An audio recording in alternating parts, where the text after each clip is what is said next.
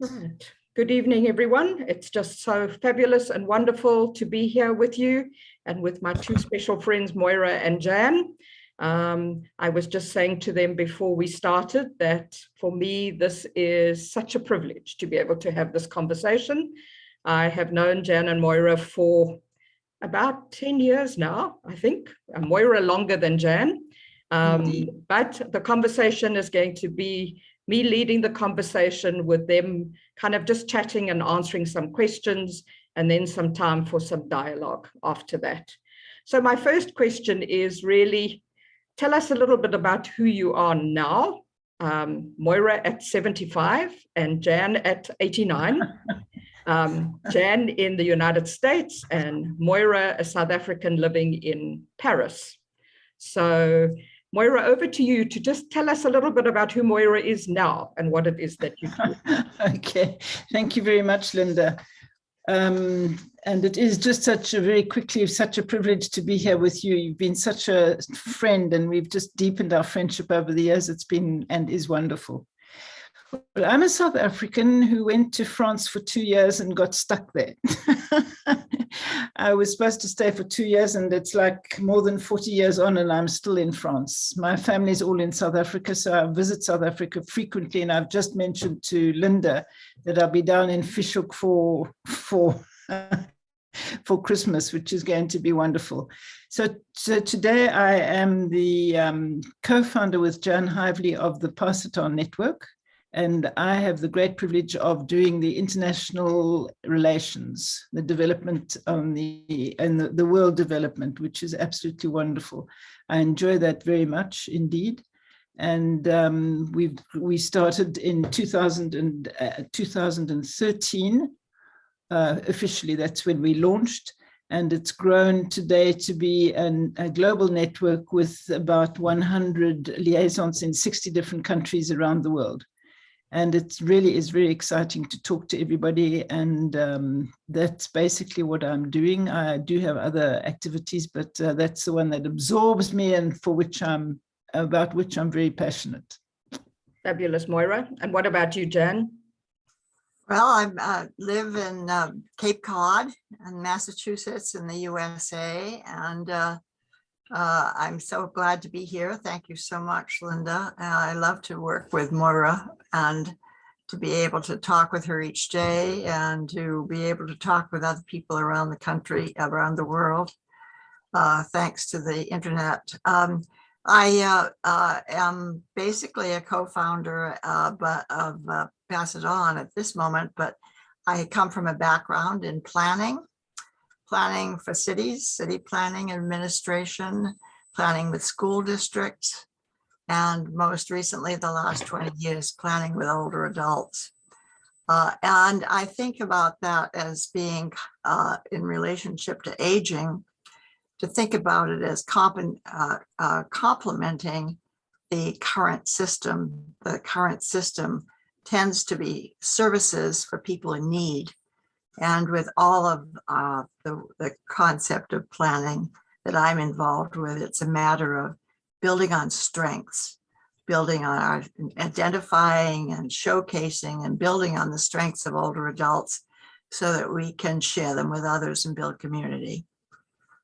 Great, wonderful. Thanks, Jan. And I mean, when we look back on your span, back to your 60th birthday, which is nearly 30 years ago.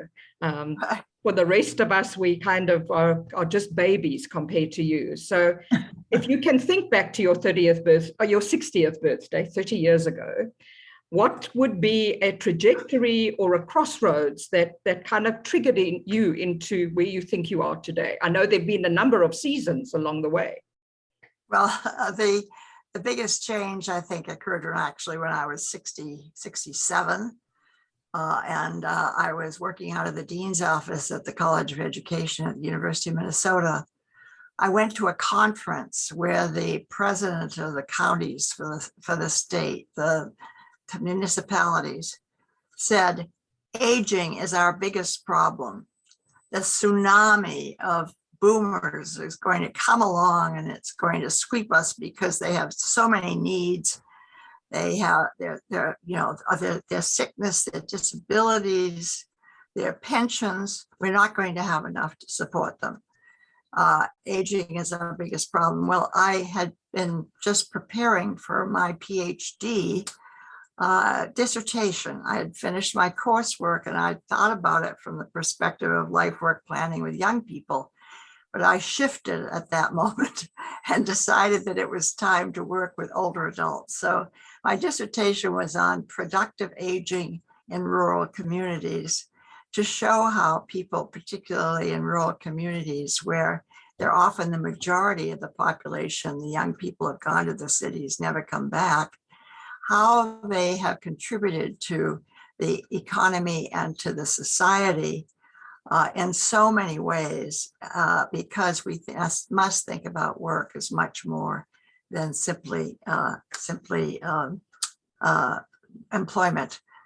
The result of that is what brought me here today, because from there on, I shifted my emphasis to aging and started support networks for older adults to declare themselves and showcase their strengths. Fabulous. Moira, what about you? 15 years back to your 60th birthday, or maybe the trajectory was a little bit later. Share with us what that was. I think the biggest thing that got me where I am here was fear, or maybe apprehension, because there I found myself, as I said, I went to France for 2 years and I stayed there all the time, but I went to France quite late, relatively late in my career, which meant that I hadn't built up sufficiently for my retirement. So when I hit 60, I suddenly thought I'd better do something radical to make sure that I've got a living when I do eventually actually retire. So I did two things. The one was that I enrolled with Paris University and got a professional degree in coaching, professional coaching. And then the other thing I did was I really started actively to seek what I could do, how I could actually make money once I retired. And I went onto the internet and I found a site which was called Too Young to Retire. You couldn't dream of a better name for me at that stage. It was exactly what I was looking for. So there was a telephone number and I phoned and I got through to the founder of that organization. He was very avant-garde because he created this in 2000. And at that stage, the whole notion, as Jan was just pointed out, it was the idea of the tsunami of the baby boomers, and the people hadn't got their minds around aging as they have today. And he started this, and his whole objective was to change coaches' minds just about the whole thing about retirement and the fact that we had to retire the notion of retirement, and that was the future. So I did his course, and which was a telephone course. Those days there weren't Zoom. It was, you don't realize how lucky we are today. And then he told me that he'd managed to piggyback the first ever positive aging conference in the United States. So off I went and I joined them and I attended this conference. And at that conference, there were many wake-up calls at that conference. I think the biggest one was listening to a medical fellow who said that you can really add or subtract from your life at least 8 to 10 years by your lifestyle. And I didn't know that at the time, but I did. And this really struck me as something very, very important. And then I attended a workshop, and the workshop attracted me because the title was Meaningful Work, Paid or Unpaid, Through the Last Breath. So I went along there, and that was all very exciting. And at the end of the presentation, I stood in a queue and waited to speak to the presenter. And after quite a while, I got through to the presenter and I said, I run an occupational health organization in Paris, and we've got work doctors. And if you come to Paris, I will organize for you to speak to our doctors about aging in the workplace, which was a very, very new subject. In fact, it hadn't been spoken about. And that exciting, dynamic person was Jan Hively. And about 9 months later, she contacted me and said, if your office is still open, I'll come through Paris. And she did. And, that was the start of the most beautiful friendship, mentorship, partnership that is still thriving today with great joy and pleasure and love. Wonderful. Maybe just share a little bit about what the Pass It On Network does, and maybe a little bit about your Hoppy poem. I think that would be really valuable. Okay, yes, Jan, over to you. No, you. Okay, so the Pass It On Network is an internet-based network, because we can't roar around the country. Even before the COVID, we didn't have the means to go flying off here, there, and everywhere. And it's for positive aging advocates, people who want to live a full life right through to the end, and who refuse to be put into this category of old and disabled and with a walking stick and with a hunched back and all the rest of it. You know, this is just such a horrible stereotyped attitude. Whereas you've got these people over 60, just for convenience sake, but it's such a wide, diverse group of people, you know, between 60 and 90. There are how many generations? There are 2 or at least 3 generations in that field. And what we have found is that the most amazing examples around the world of people standing up and just doing things, rolling up their sleeves. Just a recent example that I can think of is a wonderful woman called Sheena Edwards in Perth. And Sheena's just started teaching people how to use their iPads. And that's, you know, not very extraordinary, but the very interesting thing about that is that she gets people in, and within the same lesson, she sees who's pretty savvy, and then she gets them to teach the other people. And she's trained more than 200 trainers to train other people, and it works a bomb, because the older people have been taught by their peers, so they don't have the kids, you know, rolling their eyes to the sky and saying, "Oh my God."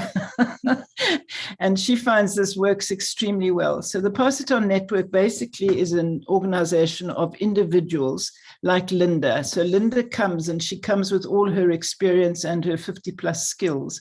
And I think I dare say that she gets stimulation and contacts from the Pass It On Network, which she then takes back to her organization, and it helps her and stimulates her. And I think that is one of the main things that we have found, that people around the world just are so thirsty to know what's going on, that they're not the only ones in the whole world sort of standing up and doing things. And it's just a very stimulating organization, I think.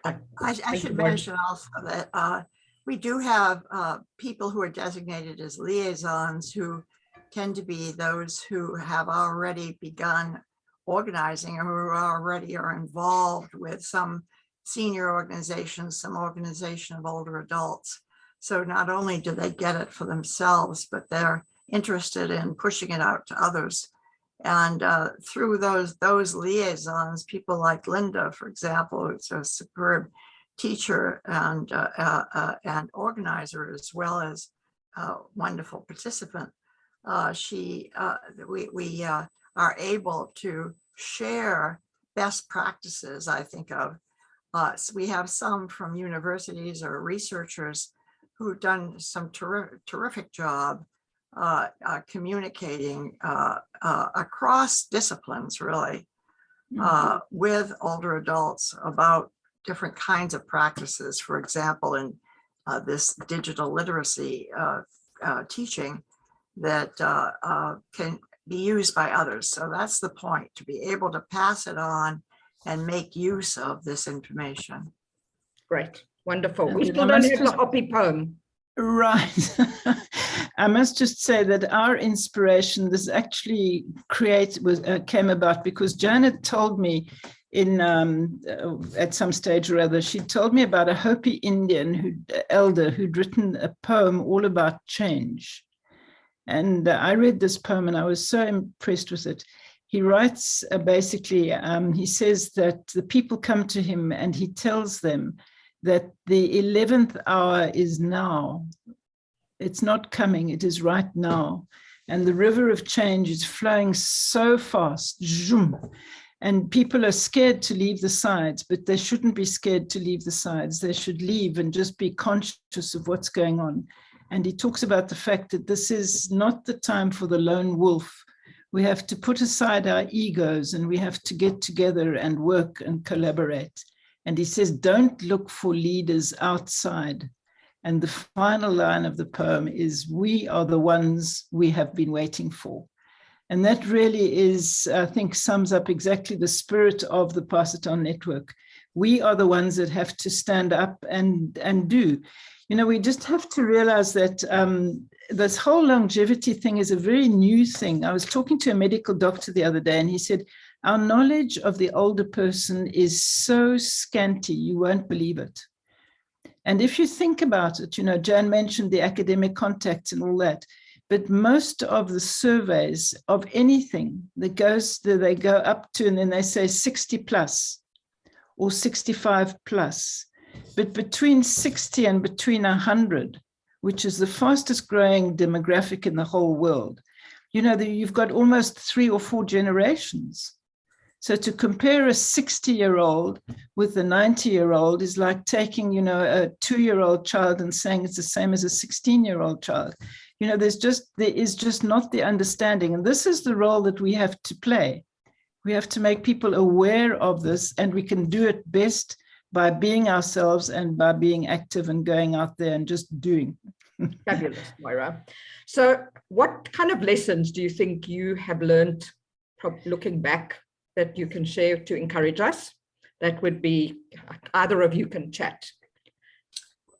One of them that I can mention is the fact that I just got off of a Zoom call via GrandPad. It's a software that's very useful with my sister, who is 10 years older. She will be 100 years old in February. Wow. And the good news that she has for me is that she had fallen and broken her leg on September 3rd, the big leg, the big bone, the femur. And she had the surgery with the pins and the cables and the rods and so forth. And as of yesterday, the doctor said it is thoroughly healed. We can take the brace off, and you do not come back to see me. I need to come back to see me. This is at age 100. That's the contrast. I've watched her with her great grandchild in her arms. She was about 3 months old. But I think that span to be able to have 5 generations in the world is extraordinary. And I think of the contrast between that and as I was growing up, I can remember my aunt, who after menopause basically kept going in for shock treatments for depression. And people said, well, that's the way it is, in her 50s, because I think it was because there literally was nothing that she nothing to do. She had defined her life in a particular way. This was so common for women in particular, and what a contrast we have now. I just want my lesson, I think, here is the fact that I mentioned work in the beginning. My main point is that work is so much more than employment. Work is productivity that benefits you or your family or community. And there are skills and habits and attitudes that are related to that. Basically being there, showing up with a smile on your face, ready to learn. And I think that we need to be able to teach that, to experience that learning, whether we're in the playing field or in the home as a parent. But the main thing is that we need to be able to be self-reliant. I have met with so many small groups of people, of older adults. What do you want out of life? What is most important to you? And self-determination comes through. I want to be able to make decisions for myself as long as I can possibly do it. Okay, then I need to be prepared to be self-reliant, which is lighting the fire, the spark that Moira talked about. Meaningful work, paid or unpaid, through the last breath. Wonderful. Thank you, Jan. Moira, what about you?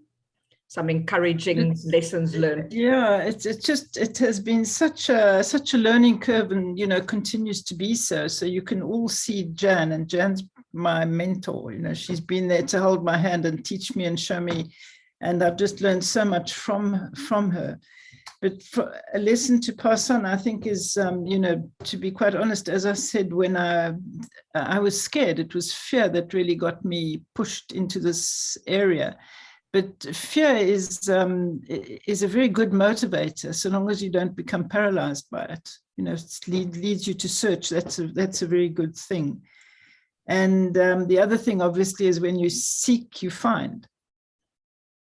Yeah. Even if it looks messy at the beginning, but if you go on and you carry on, you find.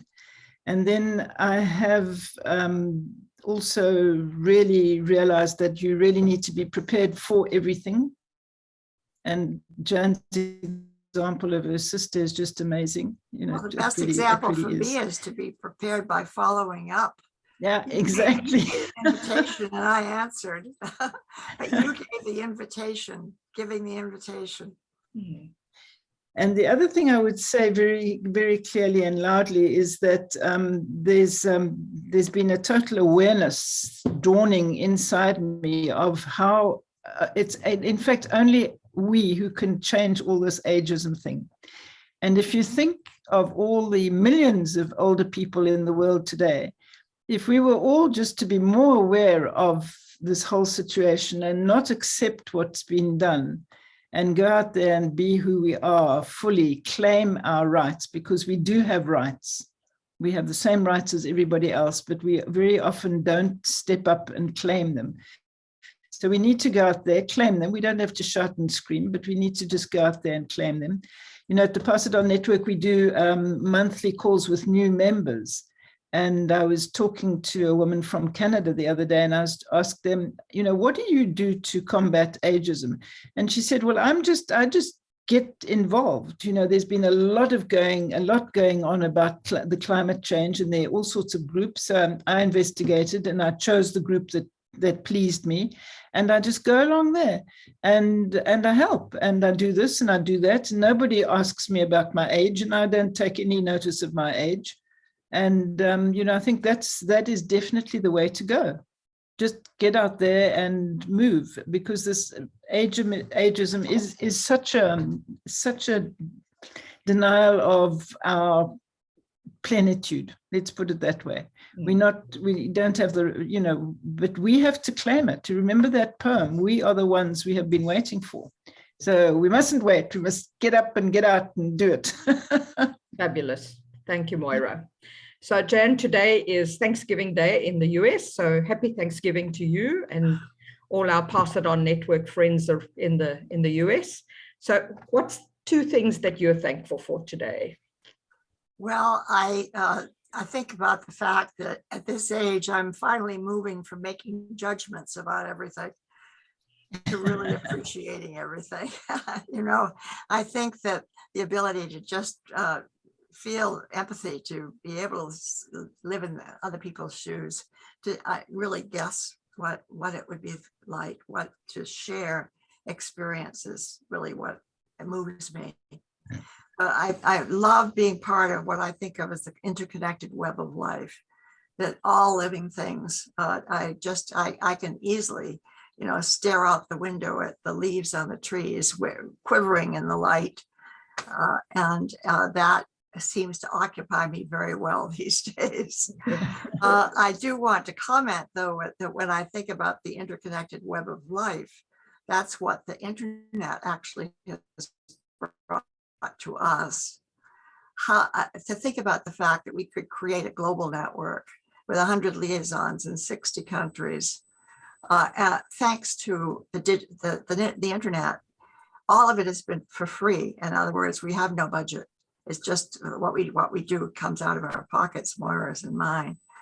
And so far, we need to do something different in the future. But I think that the fact that this potential is there thanks to the internet, the global digital community. It's wonderful. Great. So that's what I am grateful for. Wonderful. I'm also grateful for that, because it connects us to family and friends and learning and all kinds of things. And especially in this current pandemic world, it's an amazing gift to all of us. What about you, Moira? Well, I'm just so happy to be alive at this time, at this point in time. I think there are so many exciting developments and possibilities. And I really think there's been a dramatic change and improvement in the way aging is viewed over the last, since the year 2000. Not exactly 2000, but since that period, the attitudes have changed. And it's obviously, or must be due to the fact that there are many, many more people active and out there and doing things. But I just am so grateful to be living in this and seeing all the developments, both in the medical field, the digital field, the spatial world, absolutely everything. I mean, it's an extraordinary period that we're living through, absolutely extraordinary. And it's wonderful to be part of that.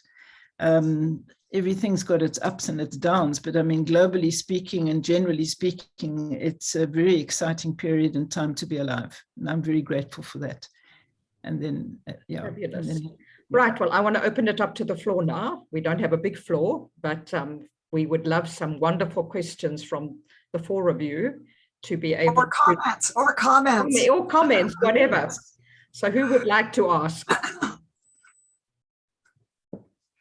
Don't all stare at me. Come on, Michelle, be the good journalist and ask a question. Hi there. Sorry, I was disconnected literally at the beginning. So fascinated to meet you both. Well, I have actually heard Moira talk earlier, but the famous Jan that we have heard so much about.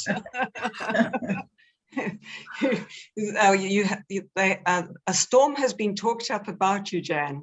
I just wanted to a couple of, well, from something very broad, like your network, you said, is in X number of countries. And I'm very interested to know, because I think we in the West have a very specific perception of aging because of the way the West has developed. And I was just wondering if you and your network have found differences in perceptions in the East or in the South Americas or Africa, for that matter, in terms of perceptions of aging. You can each answer, because I think it's a wonderful question. Jan, go first.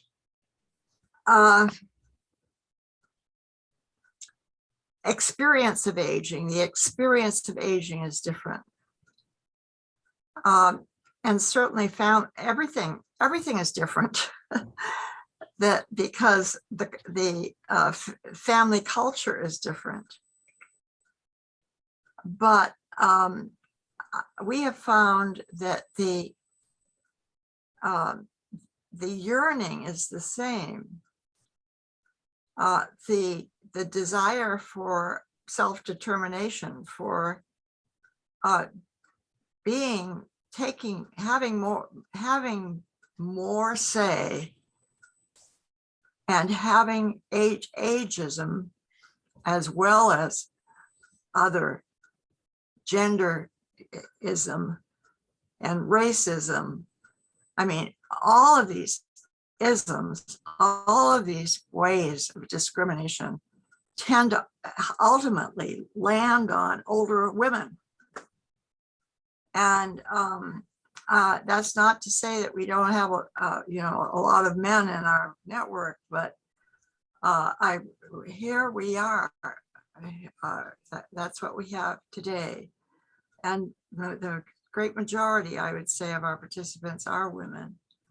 But to be able to show in our legacy, our interaction with other generations, that life is, that they need to plan for a long life, that they need to know that they need to be responsible for themselves and perhaps for others for a long life.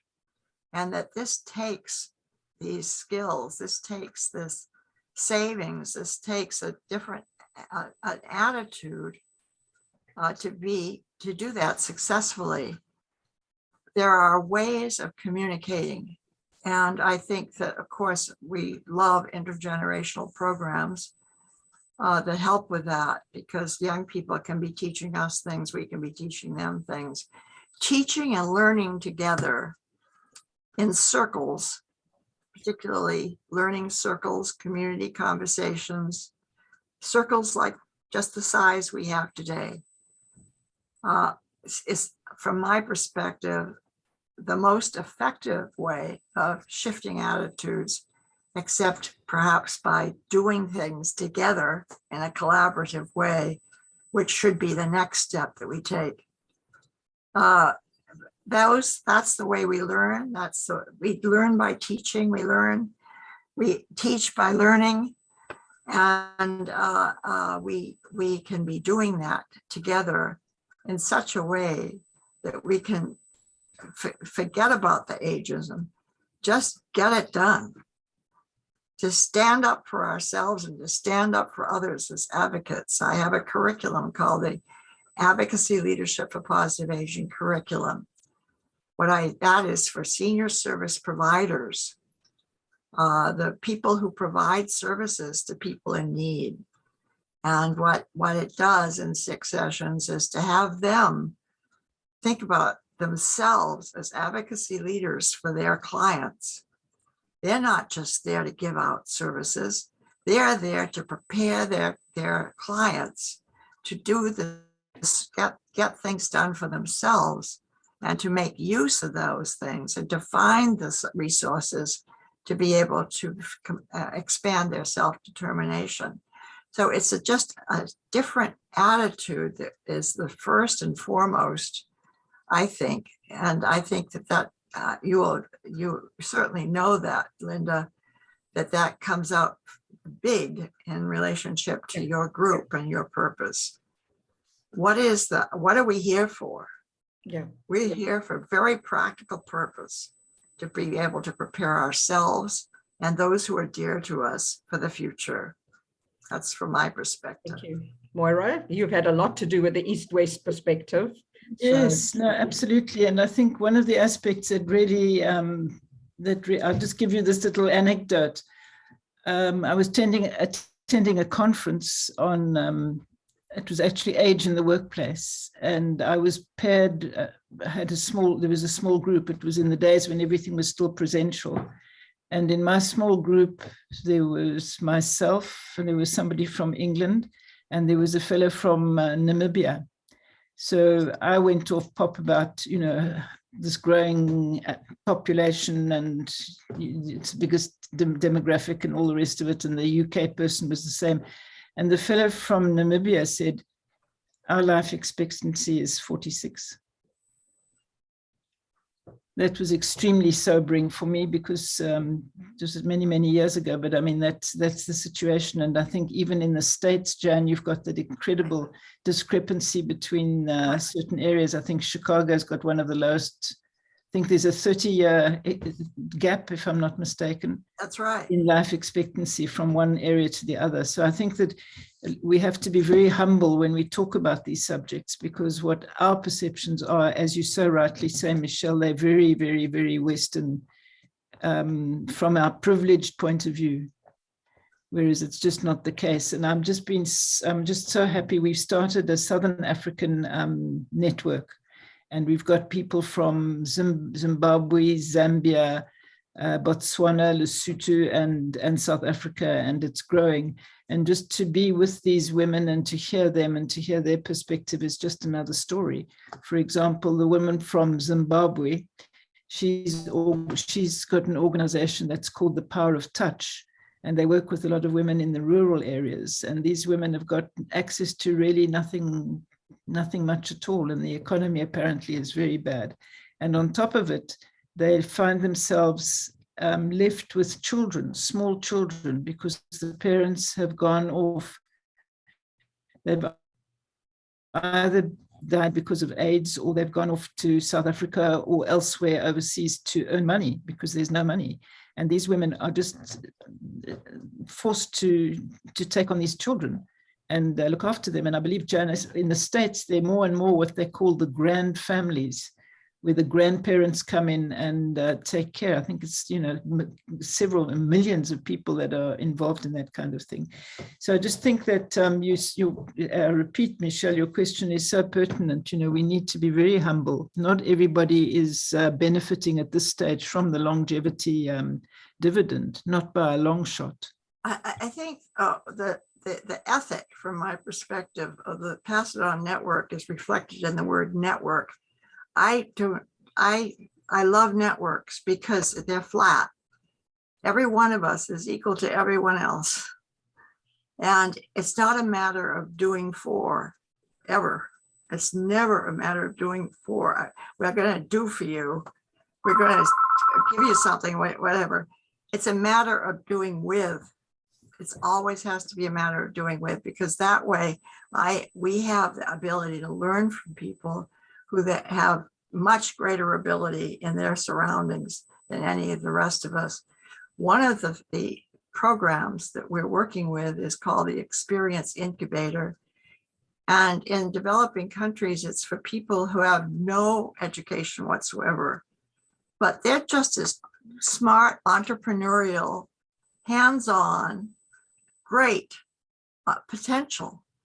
And for them to be able to see themselves as entrepreneurs, to see how they have in the different decades of experience picked up the talents that give them the ability to do something that improves the situation where they are, is really what it's all about, to help them then take the next step to start a business. But I think that is an example, just one example of really an appropriate attitude, and one that's really part of networking, I think. Thanks, Jan. Anybody else got a question? Carol? Jane? I'm interested in your research, Jan, where you were looking at in the rural economy. I mean, what differences did you find between the rural and the urban? Extraordinary difference. And that's the thing about it, because they were the ones who were there.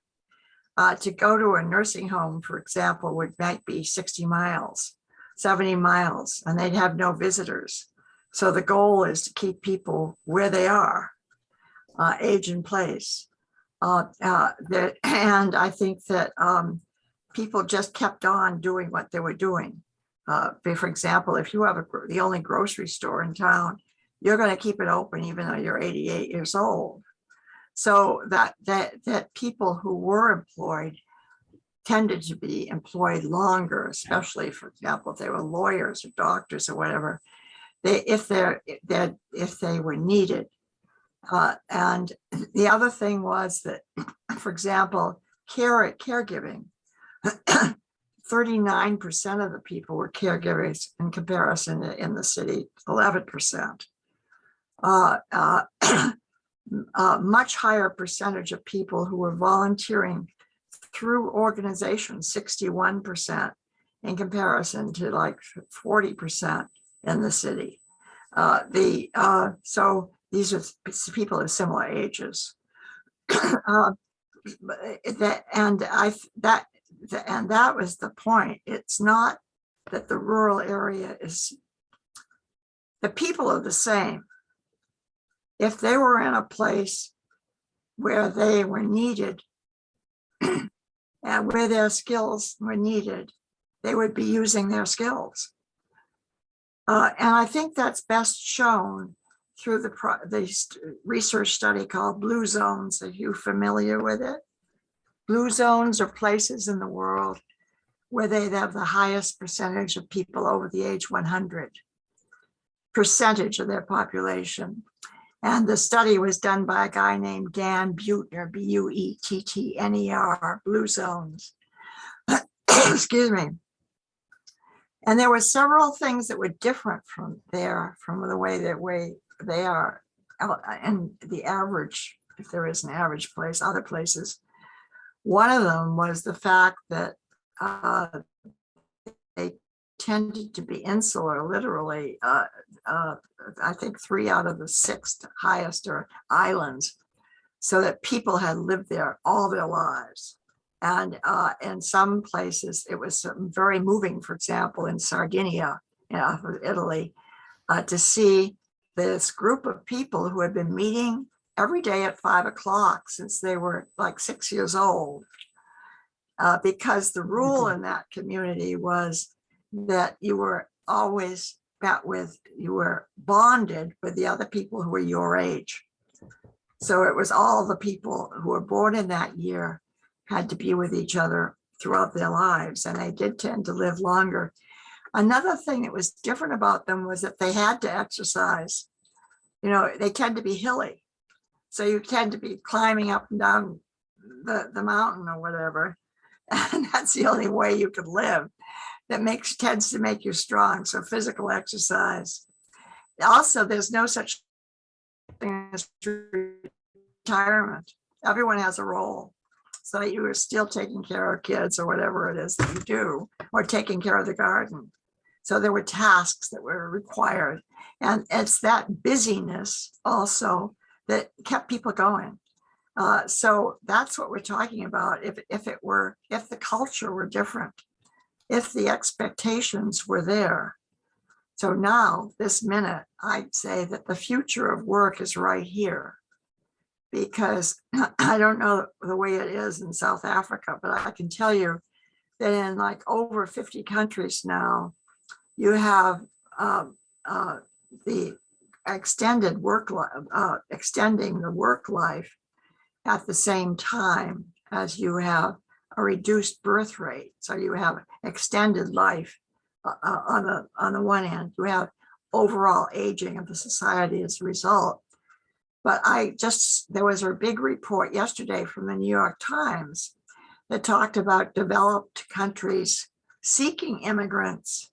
They're looking for immigrants with variety of skills that meet their job qualifications, because they don't have enough young people to fill those jobs.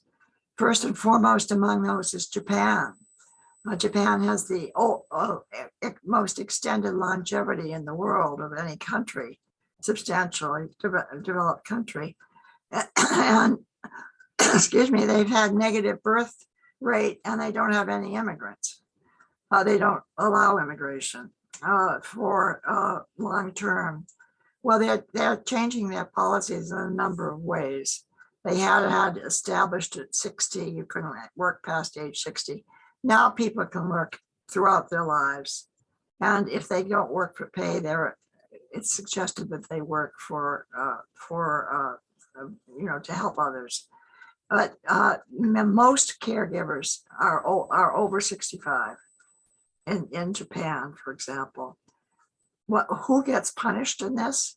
The young ones, the younger workers who are feeling that they are overworked, way overstressed, and at the same time have this mounting debt of pensions going out to people who are living to be 100. So, the future of work is here. What I'm saying is that there are jobs for older people. And whereas we used to talk here about, we couldn't get a job. And it is still true that with people who were laid off in their 50s in COVID, from 55 on, they've tended not to be hired back. But there are other jobs available to them if they just go out and find the skills, which means the education system has to be up to it. Right. So that's my soapbox. Thank you. Anybody else got a question? Carol or Anne? No? You're happy? Carol? Thank you very much, both Jan and Moira. I've been hearing from friends that, and I've seen it myself, that in America there's a much greater admiration for older people, both in terms of what they've achieved and also for what they can continue adding in their work environment. And I'm obviously comparing that to South Africa. So Jane will laugh at me, but for example, Neil Diamond, who is an elderly singer, will, I love him. Yes. I can see Jan clapping, and I love to see him when he came to South Africa. But there's this sense, in South Africa, that person's over the hill. We can't employ them at our universities to lecture or anything like that because, so I'm just curious as to what do you think needs to change in South Africa for that to happen? Because well, I do think that what you're talking about, Carol, which is the case, I believe, and that's why I say the future is here. And that's because 20 years ago, when I got my PhD, the boomers are coming, the boomers are coming.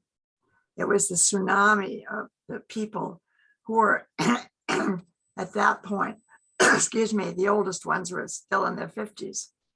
Now the boomers really have changed things. Neil Diamond is a boomer, you're a boomer. And in Europe, by the way, the boomers tend to be 10 years older because of the fact that through Reconstruction, it took a while before they generated the larger population that was generated here beginning in 1946, right after World War II. But your generation has changed the basic culture in the US. Now you're on top. And our president, Biden, 72, I believe, I think oldest president to be elected, but he's a boomer. Moira at 75 is at the head end of boomers. When were you born, Moira? 46. 46, yes, the first year in US terms for boomers. It went from 1946 to 1965. And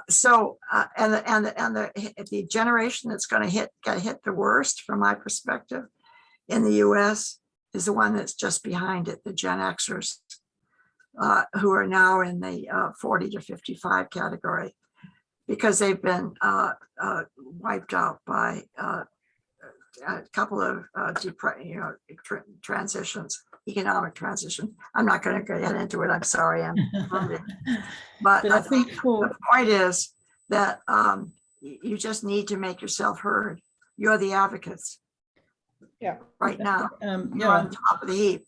Yeah. Moira, do you want to comment? I know you know South Africa well, and I think if you look at the hourglass of what you've explained from an American perspective, we're the other end of that, with the bulging youth and such a long aging. So that's why we have a completely opposite to the American scenario often. Exactly. So I would think in the South African or in the African context, because that's true for the whole of Africa. Africa's got basically 70% of the population under 25.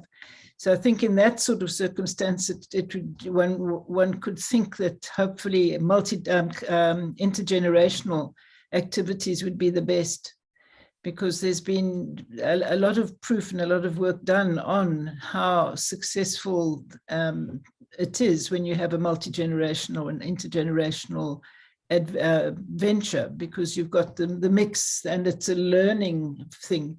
The older person's teaching some skills and teaching some wisdom, and the younger person's bringing in the IT stuff and the internet stuff. But I think that's what has to be developed more in South Africa, is the intergenerational collaboration. Mm. That's I believe most of the funding, or a lot of the funding in South Africa, is for the youth and not for any other groups, and which is perfectly understandable in the sense. But we need to get in there and help and see how we can help. Right, Jane. Thank you.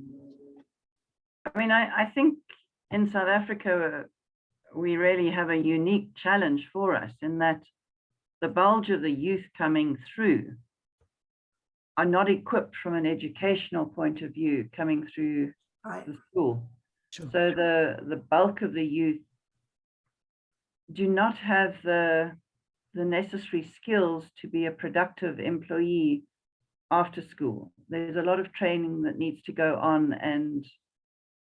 but then there's equally the pressure that we need to employ the youth, rightfully so, but it's pushing people out of retirement or into retirement, probably at an age where they still feel that they can work and contribute.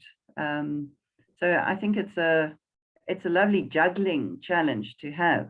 And as you rightfully say, Moira, the intergenerational working hand in hand of sharing experience and knowledge and really pulling the youth up in this country, in a step change to get them work ready is a challenge that we certainly are addressing and need to address more. And I think from a 50+ perspective, that's one of the things that we really have as a social enterprise. That has always been one of the things we've looked at, is to say, how can we intergenerationally work together to be able to bring economic growth and change, for everybody. More, sorry, Jan. No, well, the period in 1990, I left my job, which was then deputy mayor of Minneapolis, which is a city in Minnesota, to start a group called the Youth Trust. And I think that the approach of the Youth Trust is really what is most important here as an example, where you have representatives from the schools, along with representatives from all of the libraries and the park board and the parent groups. And you also have businesses, the business community, and you also have government officials together. And there is a council that sees that healthy youth development, which is the motto of the Youth Trust is work-ready youth for a youth-ready workplace. And there were the employers would come in to do job shadowing, would have job shadowing. They would come in and talk about their jobs. They would give internships in the summertime or in vacations. They funded, which they still do, they funded personnel profile portfolio for every student developed in a computer lab in every high school that was supported by employers. So you had that full support, realizing that this is the future of this municipality in that case. But here, you could call it for a country, or you could be for your local community. We have to work together here. And if older adults are the leaders for that kind of grouping, so much the better. The other point is going back to my point about work. What is work? I think that the experiential learning for younger people, we started with life work plans, meaning that everyone from 3rd grade on was going to be doing, looking at what I like, what do I like to do? And what do I want? What am I thinking about? What's out there that I might be interested in sometime or other? And that might be figure skating, or it might be, being a minister or a cop or whatever. But just to create, 3 goals. I'm going to learn bigger words. I'm going to help my mother better in the home. That is shared then at the parent student teacher conference, whenever that is held. So that, and the students go first in the parent student teacher conference. Oh, this is how I've been doing lately. And this is what I plan to do next. so that the parents and the teacher are responding to the student. It's such a contrast now to what had been and what unfortunately is the hallmark of most, which is that the student learns from a book or from what is showed them, and doesn't have experiential learning, which is absolutely essential for learning the skills, habits, and attitudes related to productivity. Thank you, Jan. I see we're just literally on the hour, and I'm going to bring it to a close. So I want to just say thank you from my heart to both of you for such a wonderful, rich conversation, for being there for me over the last 10 years in supporting me and loving me and teaching me so much around what you are doing, and we are each learning from one another. And much of who I am today comes from the collaboration that I've had with both of you. And like Moira, Jan, we all want to be like you when we're 90. So exactly. You are our mentor. That is one of the reasons I wanted you on here, to be able to help people understand that we can continue to add value to life until our last breath. Okay, just one more point is to tell Jane that the work that you're talking about with young people is what I hope to be doing the next 10 years. So wonderful. That's where it's at. That's where it's at. That's the goal. Super. So thank you to you both, Moira and Jan, and enjoy the rest of your Thanksgiving, Jan. Yes, happy Thanksgiving, and thanks for coming on, Jan.